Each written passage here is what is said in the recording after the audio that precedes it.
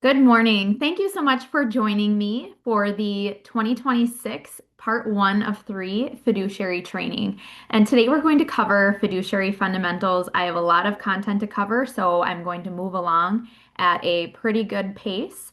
And as always, drop any questions you have in the chat while I'm speaking. And by the end of today's session, my hope is that you have a clear understanding of your fiduciary responsibilities and have some practical guidance on how to put those into practice.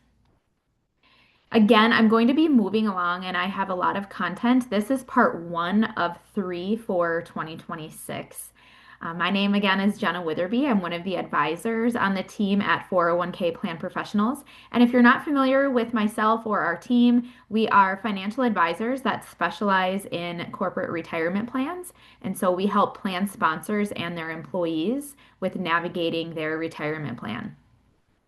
This is a part of our fiduciary training series, and the recording will be out on our website and our YouTube channel. We are doing another one in June and another in October. So we'll be covering best practices and then fiduciary in action, which will be more real life kind of case study scenarios. All of our webinars are out on our website and our YouTube channel. And I always tell people make sure to just register, even if you can't attend it live, and then you'll get the recording afterwards as well. We do have a guide and a checklist, as well as an optional credential. When you exit this webinar, there will be a survey. And if you would like to take the additional course to get the optional credential, the fees are paid for by us. You can just drop your email in that survey, and I'll make sure to get that over to you. Last year, we separated the fiduciary training into three different parts as well: 101, 201, and 301. You can scan this QR and it'll take you to the recordings there. But we started with the basics, kind of built on that with hot topics going on in our industry. And then with 301, we got really strategic, kind of a more advanced session for plan sponsors looking to take their fiduciary responsibilities and oversight to the next level. Here's a map of this year. Like I mentioned, we'll have today's training and then one in June and one in October, and you can register with this QR in advance if you would like. So before we get started, we're going to do one poll. So really, I'm wanting to know your confidence level when discussing who is a fiduciary and your own responsibilities. So if you could just take a moment and rate there, and I will share the results. It just kind of gives me a gauge on where you're coming from and what I need to focus on.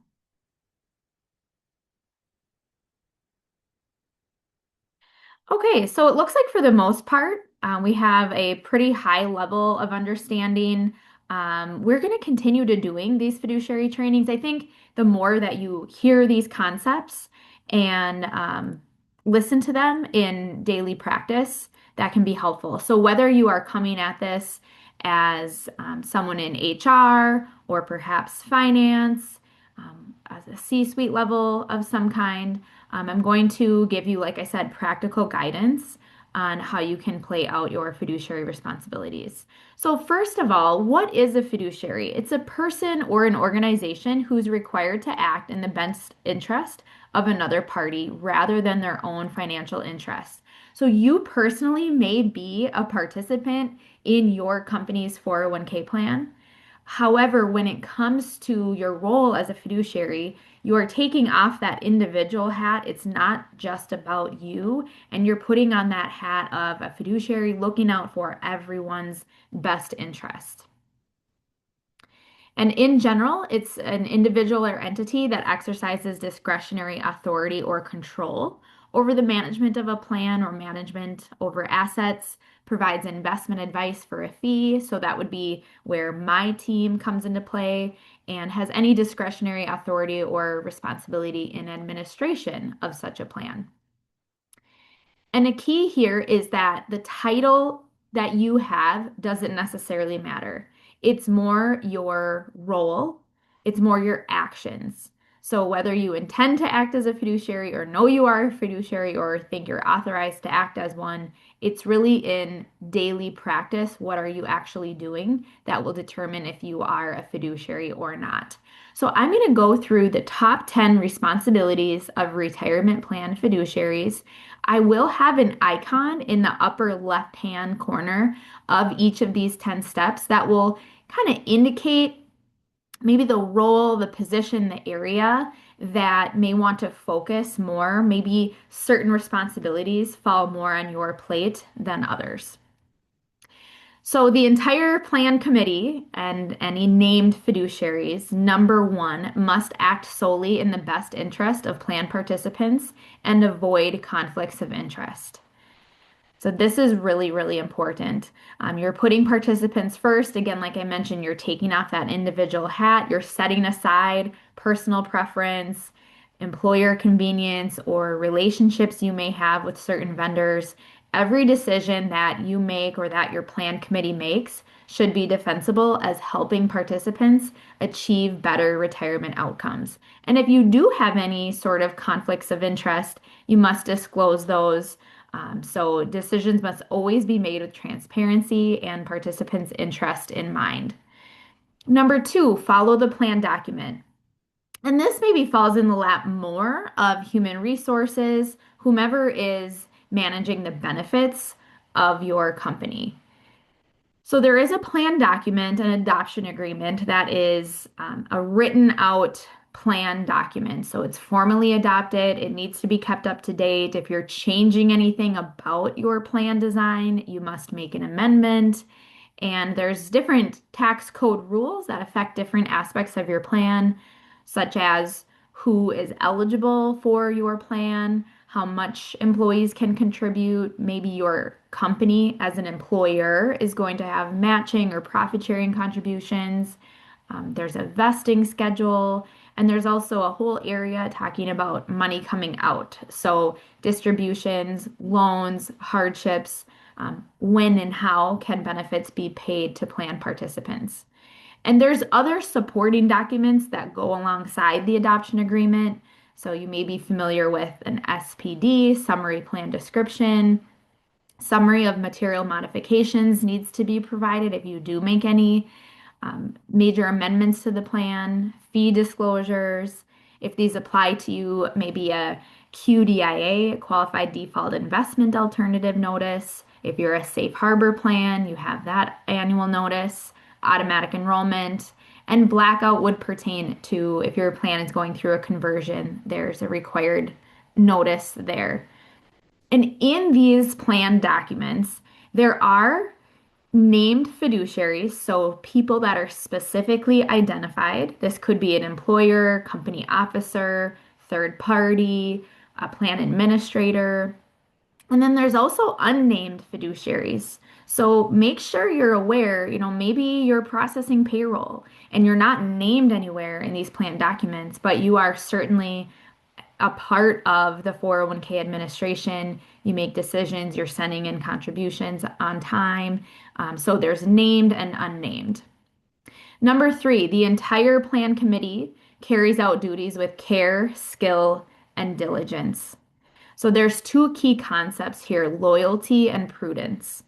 So ERISA requires that fiduciaries act, again, you're hearing this over and over, but act solely in the interests of plan participants and beneficiaries. You must administer the plan and invest the assets of the plan only for the benefit of the plan participants. And then prudence, acting with care, skill, diligence, and sound judgment. And it is a really strong focus on process. We have processes in place that we follow. We document those processes. So it's not that we need to always have the best performing funds and we have to make the decisions only on past performance, guessing what will happen in the future, but we use the information we have at this point in time. We document that and we have a really sound process in place. So this is really a cornerstone of fiduciary duties. So again, you're not judged on your actions with hindsight, but you are evaluated based on the circumstances that were prevailing at the time that you made your decision. And that documentation process is so important. So if your decisions ever are questioned, you can look back and show here's the minutes for our committee meetings, here's the supporting documentation that we used to arrive at a certain decision, here was the reasoning that we used. So document, document, document. And we help out with that as advisors. We're putting together the minutes and we keep copies of everything, but you as a fiduciary want to keep documentation of everything on file as well. So step 4, fees. And this is more in the camp of CFO, finance director, controller, and then us as advisors, but making sure that your fees are reasonable. You must understand what your fees are. What are you paying for different parties? What services are being received in return for those fees? And are they reasonable? They must be evaluated periodically and benchmarked against the marketplace. So even if you are completely happy with your providers, you still want to benchmark their fees for documentation purposes to show that you're doing the evaluation periodically, and that also in turn helps you make sure their fees are kept in line. And the goal is not necessarily the cheapest option, but reasonable cost relative to the value delivered. So you may have employees in multiple locations, and there's a lot of moving parts with different staff all over. And so maybe your providers are going above and beyond to deliver services. Maybe they're traveling. Maybe you have gone through a series of mergers and acquisitions, and there was a lot of mechanics with that. And so you felt like this justifies, my fee being not the cheapest on the block. Here's just an example of fee benchmarking. So not only do you determine what are we paying our different providers, but also how does that compare to my peers? And so we have a number of reports. We're proactive and we're putting together fee benchmarking for every committee meeting that we're a part of. But we can see where your plan fees fall in your benchmark group. We look at the middle 50% and see where you're at in comparison there.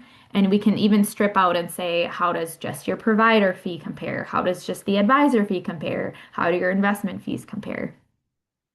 And here's an example of an RFP. So actually putting your plan out to bid and asking other providers, hey, how much would you charge to record keep said plan?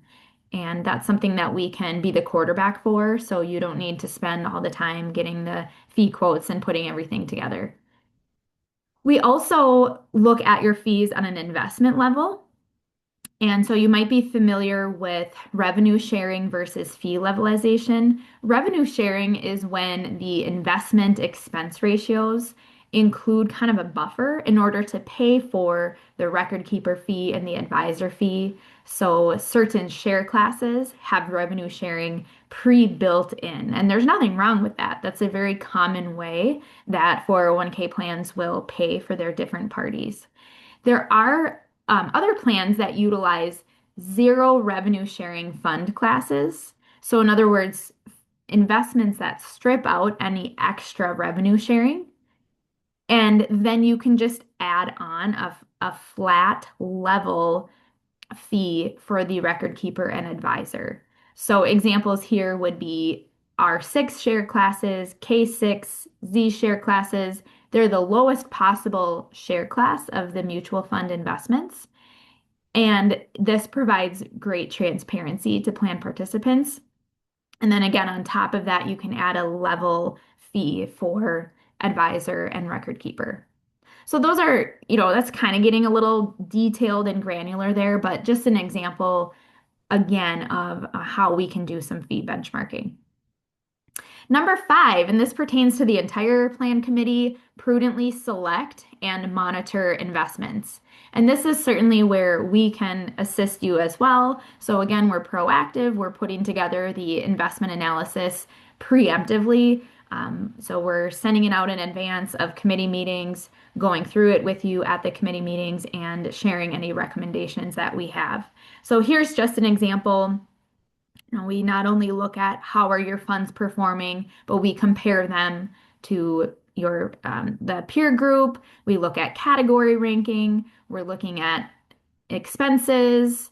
We have a qualitative and quantitative process to monitoring your investments.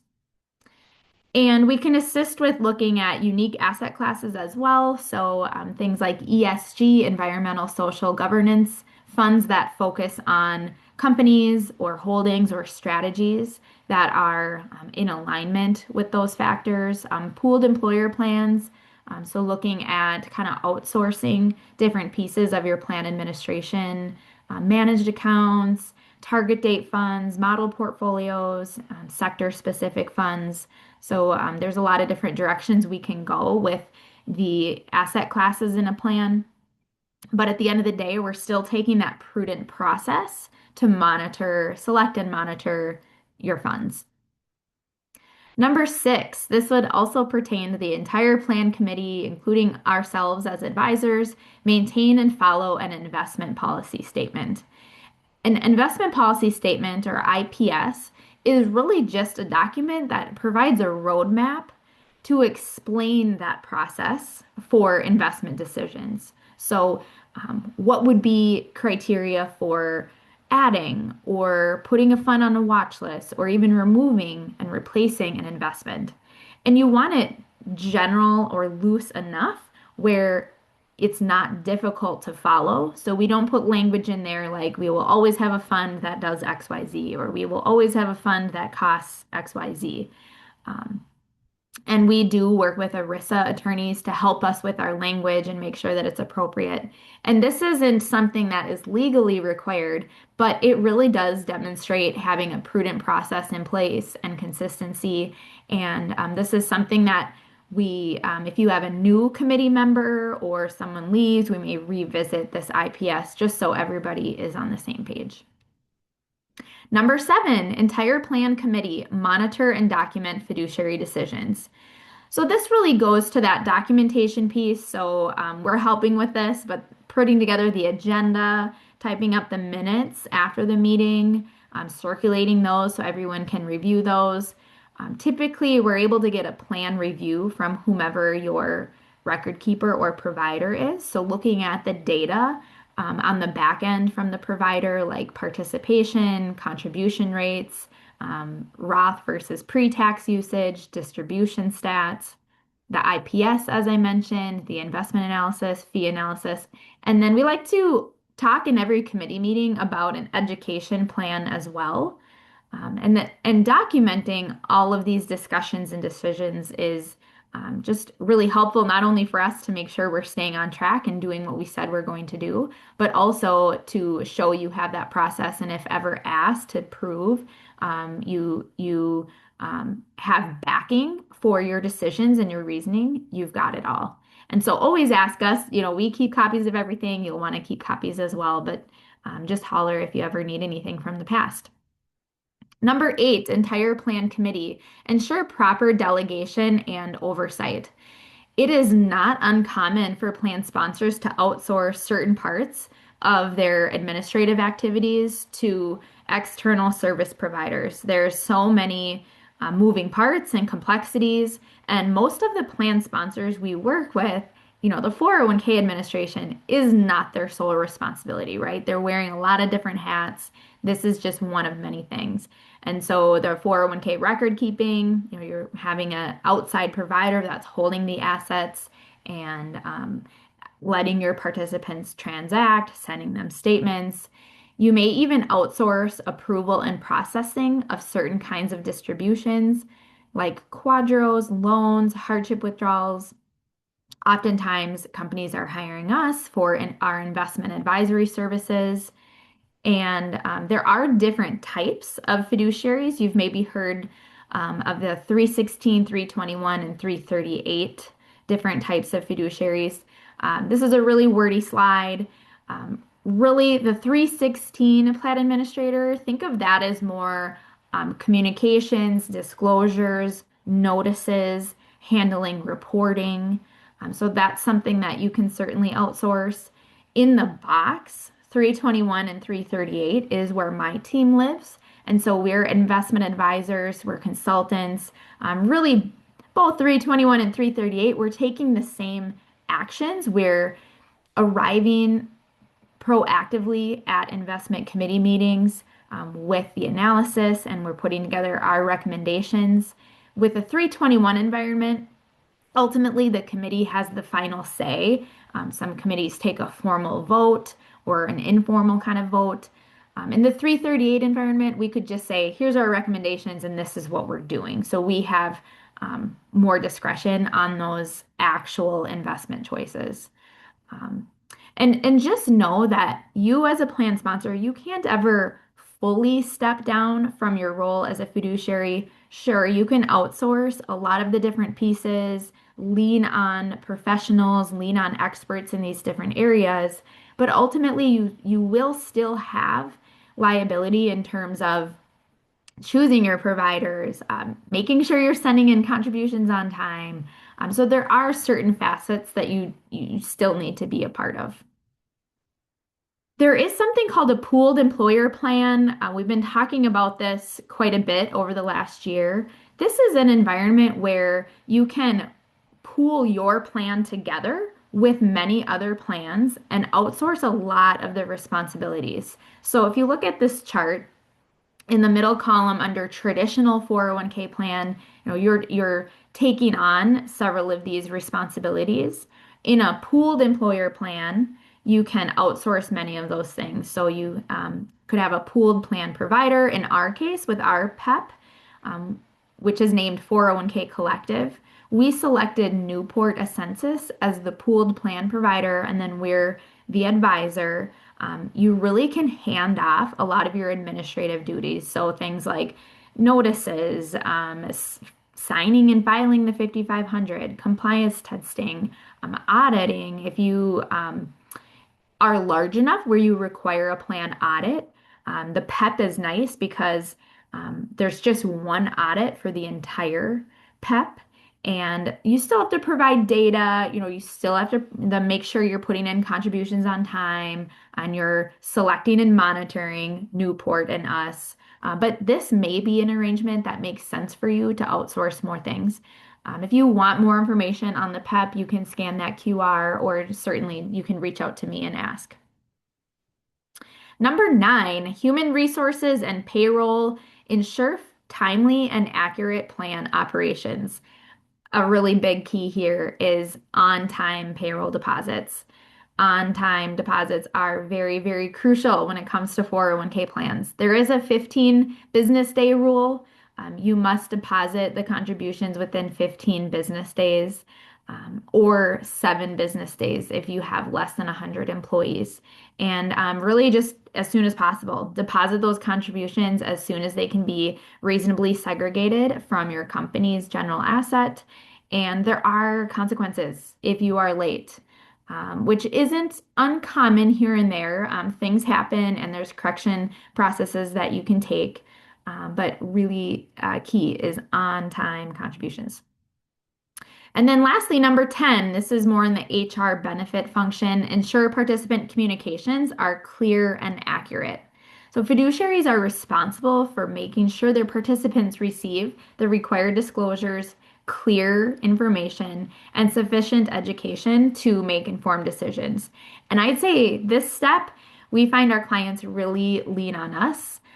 We take we're very passionate about participant education and keeping your staff engaged.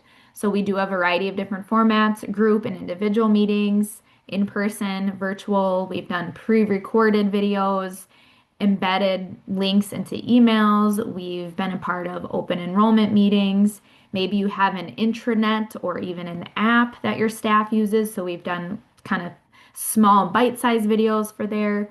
We've done custom flyers, handouts, a lot of different strategies you can see, and we're creative and we like to make the communications engaging, help people take action, and really make your staff feel like I do have resources, I have people that I can reach out to, and it's the same kind of core group of people versus just calling a 1-800 number and getting someone different every time.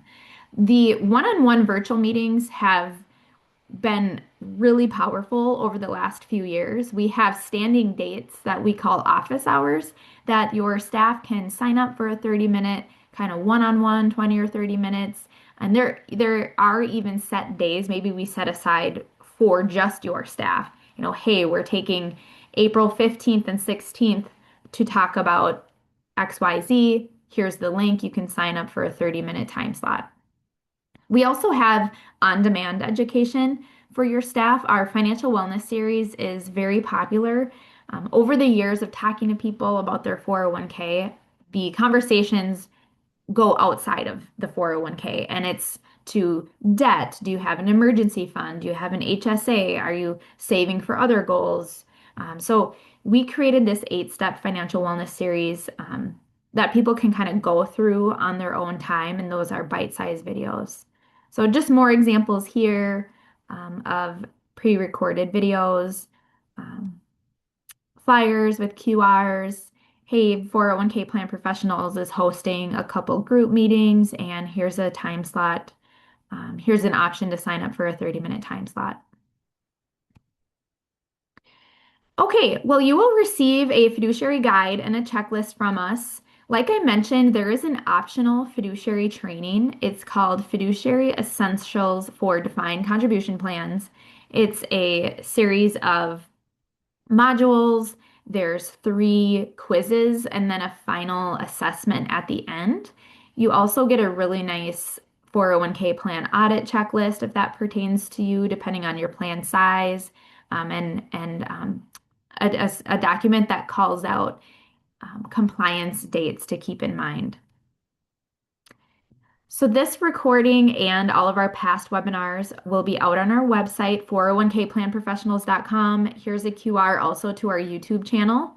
And this is just another way to um, reach people on demand and also just keep building to that library of information.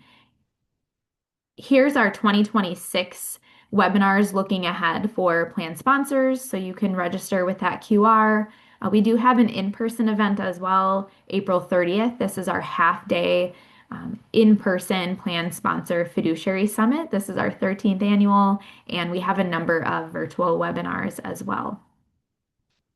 These are more of our participant-directed webinars, so you can see it's a variety of retirement by the generations, Social Security and Medicare are 2 really popular ones, market update, HSA investing. So we really try to give people a variety of different topics.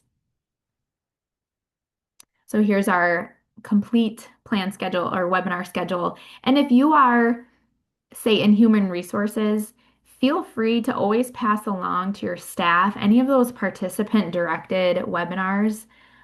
We find that it's just another touch point, another piece of value add, and the engagement has been really high on our webinars. I think it's just another way to get information in people's hands in a bite-sized manner. I'd say most of our webinars are 30 minutes, with the exception of Social Security and Medicare. Those are a little bit longer. But thank you so much for joining this morning. Here's my contact information so you can reach out if you have any specific questions. You can also drop any questions that you have in the chat. Our next webinar will be March 5th, Retirement by the Generations for Baby Boomers. And then when you exit out of this webinar, there will be that survey, as I mentioned. So please fill that out. And then if you want to go through that optional credential, make sure to put your email address there. All right, any questions from the group? I have a couple minutes to answer. All right, I don't see any coming in, but thank you so much for your time. I really appreciate it. I hope this gives you a better understanding of your fiduciary responsibilities. Have a great day.